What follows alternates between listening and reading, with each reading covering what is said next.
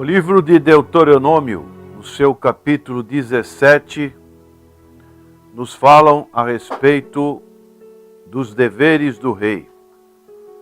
Quando entrares na terra que o Senhor teu Deus te dá, e a possuíres, e nela habitares, e disseres: porei sobre mim um rei, como todas as nações que me cercam. Estabelecerá sobre ti o rei que o Senhor teu Deus escolher entre os teus irmãos. Não poderás estabelecer como rei um estrangeiro que não seja teu irmão. Ele, porém, não adquirirá para si grande número de cavalos, nem fará o povo voltar ao Egito para adquirir mais cavalos. Pois o Senhor vos disse: nunca mais voltarei por este caminho. Tampouco adquirirá para si mulheres em grande número, para que o seu coração não se desvie.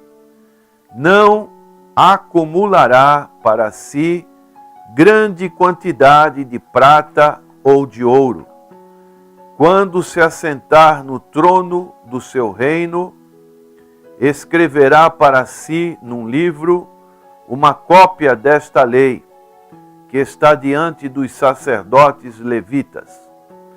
Conservará a cópia consigo e a lerá todos os dias da sua vida, para que aprenda a temer ao Senhor seu Deus e a guardar todas as palavras desta lei e estes estatutos para os cumprir, e para que o seu coração não se eleve sobre os seus irmãos e não se aparte do mandamento, nem para a direita, nem para a esquerda, de sorte que prolongue os dias no seu reino, ele e seus filhos no meio de Israel.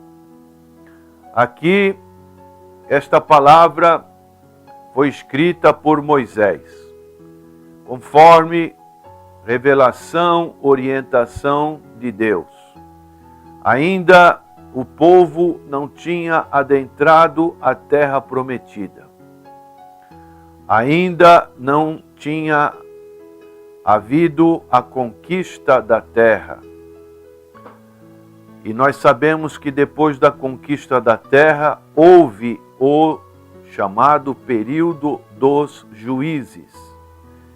E só depois dos juízes que vieram os reis de Israel. E Deus já estava antecipando, prevenindo o seu povo do que iria acontecer.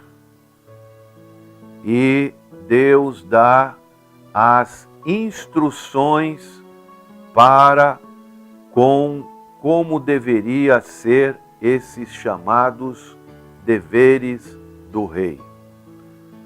O contexto: antes de entrares na terra que o Senhor teu Deus te dá.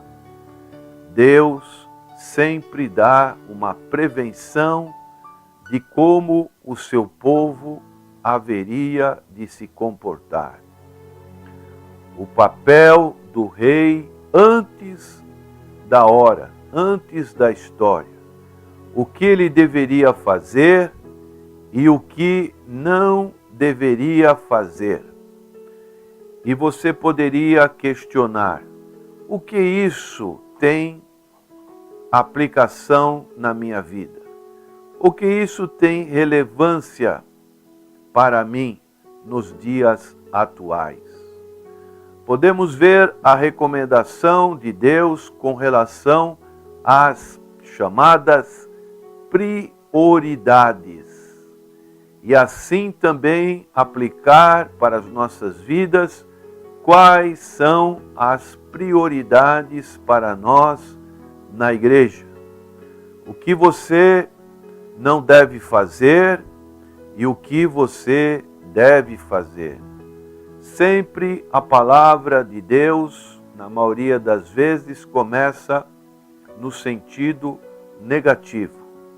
O que você não deveria fazer, o que o rei não deveria fazer, algo que vai na contramão do que ouvimos na chamada pregação da teologia da prosperidade, onde os pregadores, eles utilizam-se de assuntos totalmente contrários ao que a palavra de Deus nos diz nessa porção bíblica. O verso 16, Deus diz através de Moisés: ele, rei, porém, não adquirirá para si grande número de cavalos. Então, essa é a primeira recomendação. O cavalo no mundo antigo, ele tinha muito valor. Os reis que possuíam muitos cavalos, cavalos nobres, eram pessoas extremamente ricas. Tinham que ter os cuidadores, um tratamento todo especial, e dessa maneira isso tudo custava muito dinheiro. E assim, o cavalo também, ele tinha a condição de ser um instrumento de guerra. Os exércitos que tinham muitos cavalos, eles teriam uma vantagem sobre um exército que viria somente a pé, uma infantaria. É comparado como um tanque de guerra. Então, Deus estava dizendo para o seu povo não construir muitos armamentos. E assim, nós sabemos que isso tem uma relação com o poder. A palavra de Deus nos diz no livro de Mateus uma situação em que os filhos de Zebedeu quiseram fazer um pedido para o Senhor Jesus Cristo de se assentar um à direita e outro à esquerda no seu reino.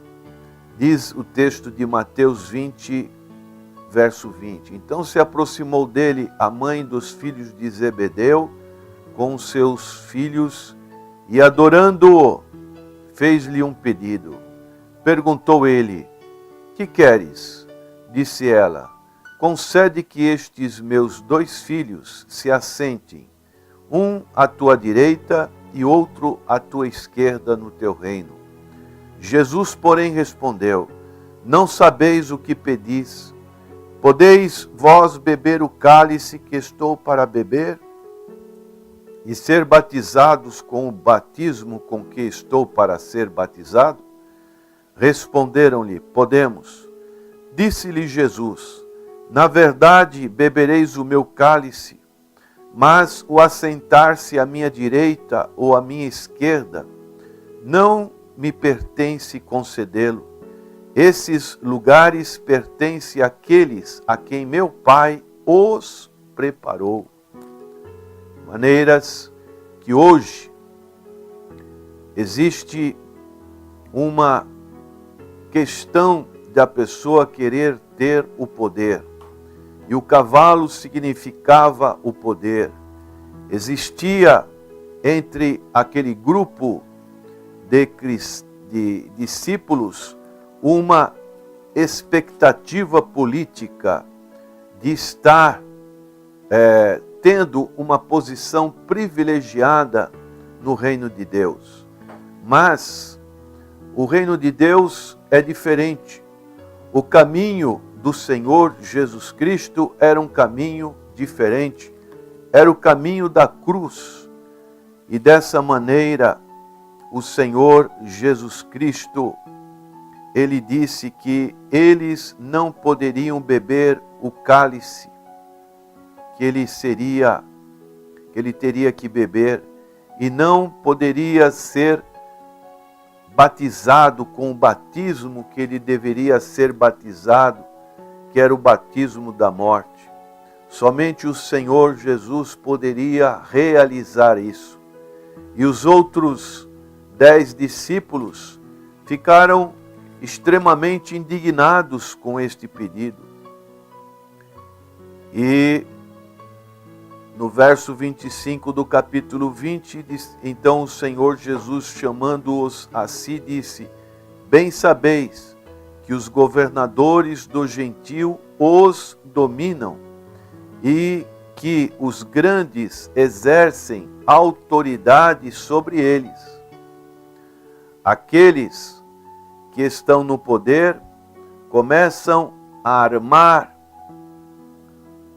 situações do poder, depois, servindo mais a si mesmo do que ao povo, é o modelo da liderança que nós vemos em nossos dias e sempre foram os relatos da história. Mas a liderança do Senhor Jesus Cristo levava-os e leva-nos também à cruz.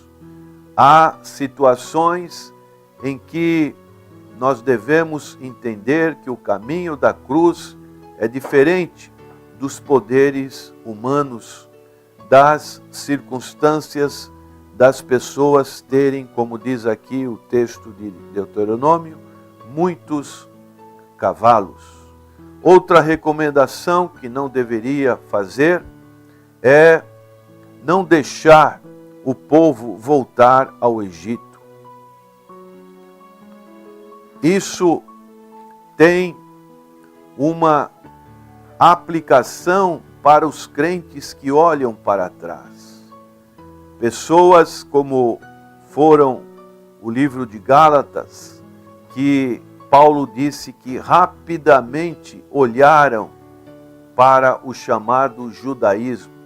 Quiseram fazer uma espécie de sincretismo religioso com o cristianismo que Paulo pregava, com atribuições judaicas.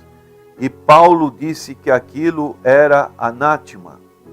Até um anjo se aparecerem, dizendo um outro evangelho, seria anátema. A mesma coisa o livro de Hebreus. Ele nos recomenda que não devemos nos ausentar da nossa congregação. E dessa maneira, o cristão verdadeiro, ele tem que olhar para frente, não olhar para trás. Ser fiel até a morte e dar-te-ei a coroa da justiça. A mensagem do Evangelho é a mensagem da nova aliança. Homens e mulheres estão sendo reconciliados com Deus através da fé. Somente a fé pode, na pessoa do Senhor Jesus Cristo, pode nos justificar diante de Deus. Uma outra situação que é recomendada no livro de Deuteronômio é que o rei não deveria tomar muitas mulheres. Verso 17 diz: tampouco adquirirá para si mulheres em grande número, para que o seu coração não se desvie. Outra grande recomendação. Hoje vivemos numa sociedade de muita sensualidade.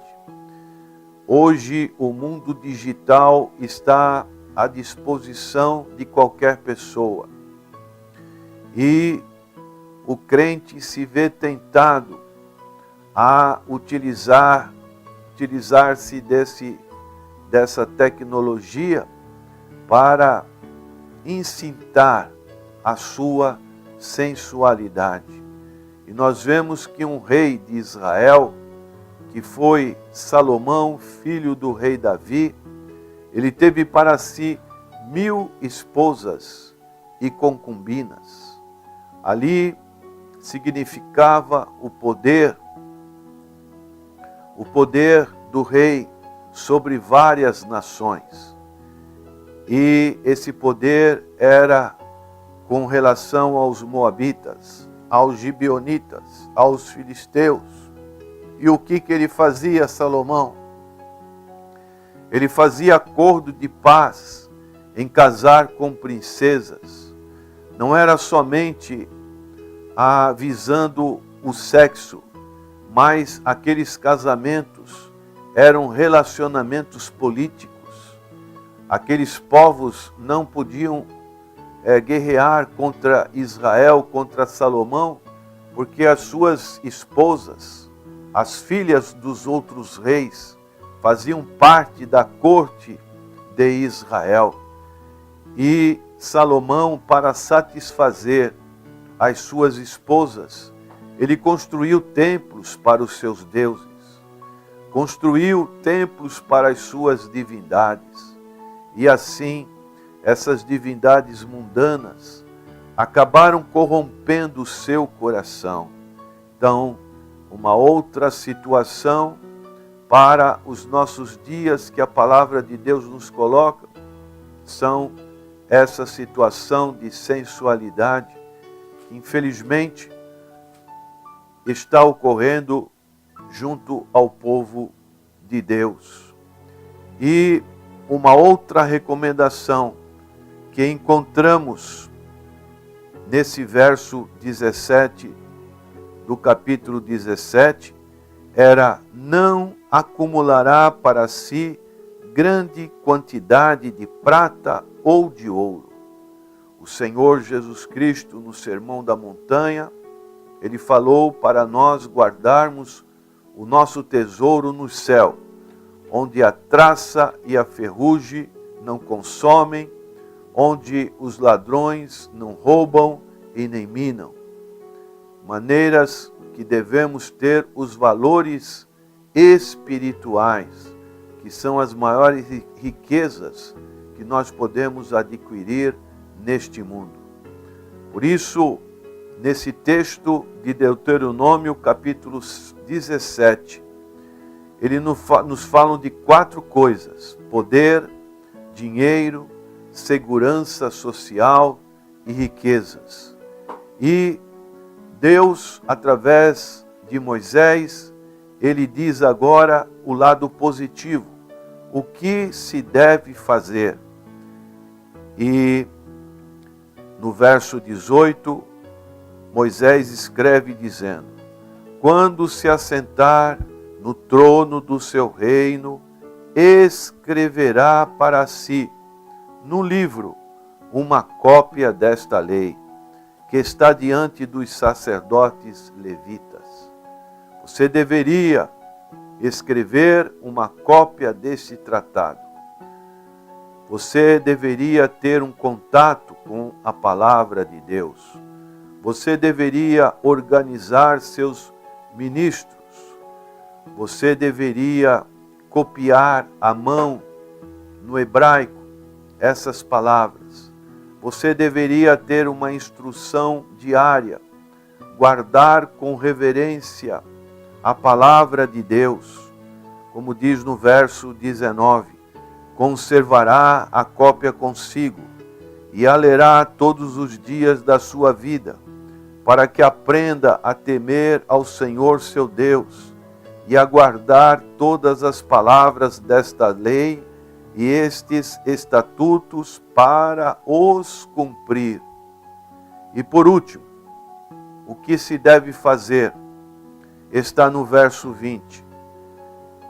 Se você fizer essa devoção, essa meditação diária, esse devocional diário, como diz nos versos 18 e 19, o verso 20 é uma aplicação pessoal para cada um de nós, que diz: e para que o seu coração não se eleve sobre os seus irmãos, e não se aparte do mandamento, nem para a direita, nem para a esquerda, de sorte que prolongue os dias no seu reino, ele e seus filhos no meio de Israel. Assim, cada um de nós devemos saber reconhecer as outras pessoas. Ninguém é maior do que ninguém. Somente Jesus está sobre nós. Isso nos mostra a humildade. Ler e reler a palavra de Deus. E dessa maneira, não se apartar do mandamento do Senhor, nem para a direita, nem para a esquerda. Por isso, tomemos cuidados com os valores deste mundo, e mesmo os valores que estão no meio do povo de Deus. Será que as pessoas, principalmente os pregadores, são os chamados grandes leitores da palavra de Deus? Se todos os reis tivessem guardados essa preciosa história do Antigo Testamento, seria diferente as suas histórias. Mas infelizmente poucos reis de Israel e de Judá guardaram esta recomendação e tiveram um reinado de grande destruição. O que você pensa, você é. Por isso, você deve pensar, como disse o apóstolo Paulo aos Romanos, capítulo 12, verso 1 e 2.